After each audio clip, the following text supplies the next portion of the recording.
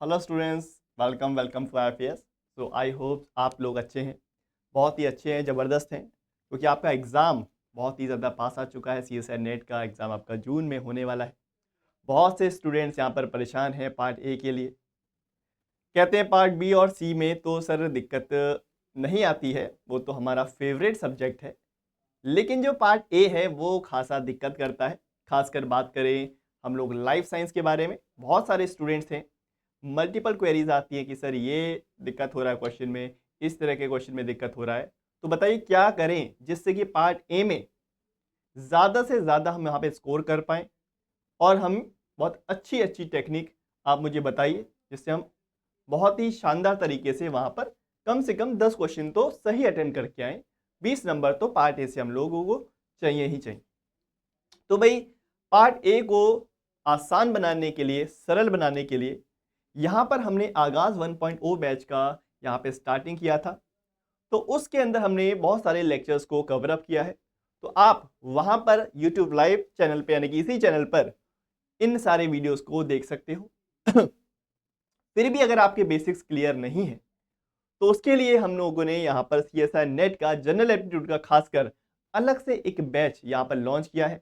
उसके बारे में अभी मैं आपको बताऊंगा, ठीक है। हालांकि एग्जाम में बहुत कम समय बचा है तो आप उस बैच का फायदा उठा सकते हो। उसमें 1 मंथ के अंदर बताया गया है कि किस तरह से आपको यहाँ पर तैयारी करनी है और सारे के सारे लेक्चर्स आपको डिटेल में मैं यहाँ पर समझा रहा हूँ, ठीक है।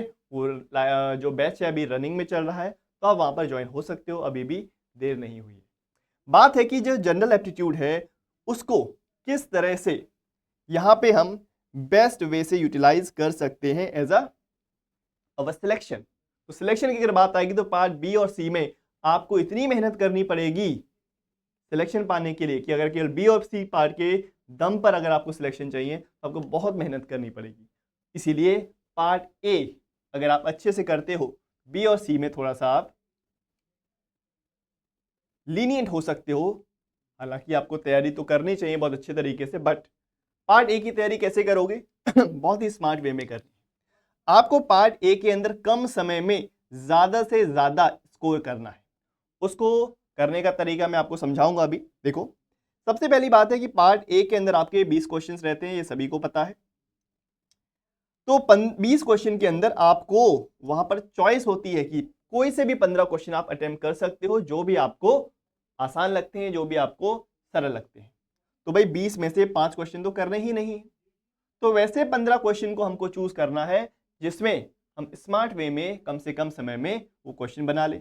मैं तो कहता हूं 15 भी छोड़िए, आपको 10 क्वेश्चन टारगेट अगर कर रहे हो कि 10 क्वेश्चन हर हाल में मुझे सही करने ही करने हैं, तो क्या करना है आपको, और पता है हर एक क्वेश्चन जो है हमारा 2 मार्क्स का है। तो भाई अगर 10, मैं मिनिमम बता रहा हूं, कम से कम अगर 10 क्वेश्चन भी अटेम्प्ट करके आओगे ना तो 20 नंबर तो आपके पार्ट ए से आसानी से बन सकते हैं, खासकर लाइफ साइंस वाले स्टूडेंट्स।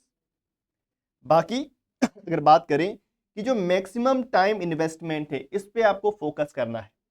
मैंने आपसे कहा ज्यादा से ज्यादा स्कोर यहाँ पे करना तो है, लेकिन आपको टाइम का भी वहां पर ध्यान रखना है।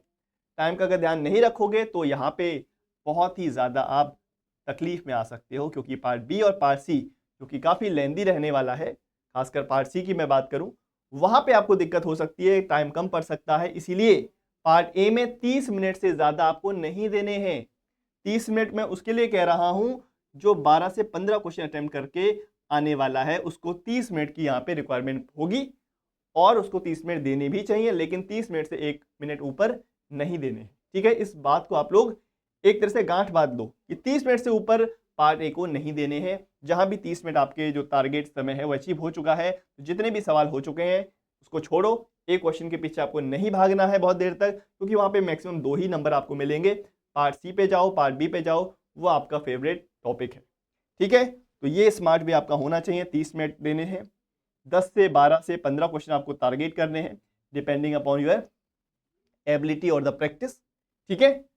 तो कौन कौन से टॉपिक्स को आपको फोकस करना है? आपको वाले ज्यादा टॉपिक्स को फोकस करना है जो रीजनिंग वाला पार्ट है, क्योंकि रीजनिंग वाले पार्ट में आपको कैलकुलेशन नहीं करना पड़ता है। तो मैं बहुत से स्टूडेंट से पूछता हूँ भाई कैलकुलेशन अगर आपको, तो कहते हैं सर कैलकुलेशन हमसे नहीं होता है, थोड़ा सा दिक्कत होता है। हालांकि हमने बहुत अच्छे से बैच के अंदर पढ़ा है कि किस तरह से चीज़ों को एनालाइज करते हैं, कैलकुलेट करते हैं, हम सब कुछ डिटेल में पढ़ा है, उसके बारे में बात नहीं कर रहे हैं। बट जनरली इन जनरल में बात बता रहा हूँ कि 20 में से अगर 15 क्वेश्चन को आप सिलेक्ट करना है तो आप जो एम्फेसाइज करिए कि रीजनिंग वाले सवाल जिसमें कैलकुलेशन ना हो, वहाँ पे समय कम लगता है, जैसे कि स्लॉग हो चुका है और कैलेंडर हो गया है, क्लॉक हो गया, इस तरह के जो टॉपिक्स हैं उससे सवाल आप लोग प्रिफेयर कर लो करना, जिससे क्या होगा आपका कम समय में ज़्यादा क्वेश्चन आप अटेम्प्ट कर पाओगे। ठीक है, तो ये मेरी स्ट्रेटजी रहती है स्टूडेंट्स के लिए, तो आप चाहो तो इसको अपना सकते हो, जिससे आप ज़्यादा से ज़्यादा पार्ट ए में स्कोर करोगे। ठीक है तो ये आप एक बार देख लेना। बाकी अगर हम बात करते हैं कि अपना जो CSR नेट का जो कोर्स है वो यहाँ पे आपको मिल जाएगा ऑन अवर IFS ऐप, तो इसको आप यहाँ पर इनरोल कर सकते हो। साथ ही साथ बहुत सारा यहाँ पर जो फ्री कंटेंट है वो भी अवेलेबल है IFS ऐप के ऊपर, इसको जाके एक बार आप एक्सेस कर लो।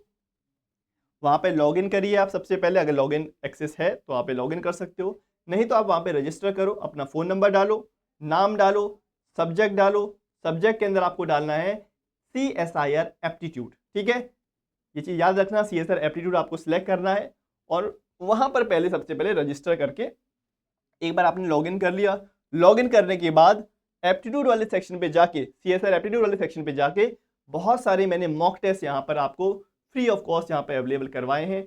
10 से ज़्यादा यहाँ पे मॉक टेस्ट हैं, 20-20 क्वेश्चन के सेट हैं, जो कि आपके प्रैक्टिस के लिए बहुत ही ज़्यादा हेल्पफुल रहने वाले हैं। अगर आप चाहते हो यूनिट वाइज टेस्ट देना कि भाई हर एक जो टॉपिक है उसका टेस्ट देना, वो भी अवेलेबल है, वो भी आप जाके वहाँ पर दे सकते हो। एक बार जाइए, अटेम्प्ट करिए उसको। ठीक है, बाकी आपको प्रीवियस ईयर क्वेश्चन पेपर भी वहाँ पे मिल जाते हैं 12 साल के, तो बहुत सारी चीज़ें एक बार जाके उसमें चेकआउट करके आ जाओ। ये तो बात हो गई इसकी। बाकी हम बात करें कि भाई सर पार्ट ए का कोई सिस्टमेटिक कोर्स है कि आपके पास? बिल्कुल है। अभी लाइव क्लासेस चल रही हैं, विद इन 18 लेक्चर्स, 18 लेक्चर के अंदर आपको सारा का सारा पार्ट ए कवर अप हो जाएगा with so much practice question. बहुत सारे प्रैक्टिस क्वेश्चन मैं करवाता हूँ लाइव क्लास के अंदर, साथ ही साथ आपको डेली प्रैक्टिस प्रॉब्लम भी मिलते हैं, यानी कि 10 क्वेश्चन मिलते हैं based on our lectures, previous year question and most probable question. सारे के सारे टॉपिक्स हम यहाँ पर कवर करते हैं। ठीक है, तो इसको अवेल आप कर सकते हो IFS 30 कूपन कोड के साथ। साथ ही साथ उसका जो रिकॉर्डेड वीडियो है वो भी आपको मिल जाता है, जो कि आप वहां पर उसको देख सकते हो एट एनी टाइम। जितनी बार चाहो उतनी बार उसको दोबारा से देख सकते हो, अपने नोट्स बना सकते हो। साथ ही साथ आपको PDF नोट्स मिलते भी हैं अवेलेबल वहां पर।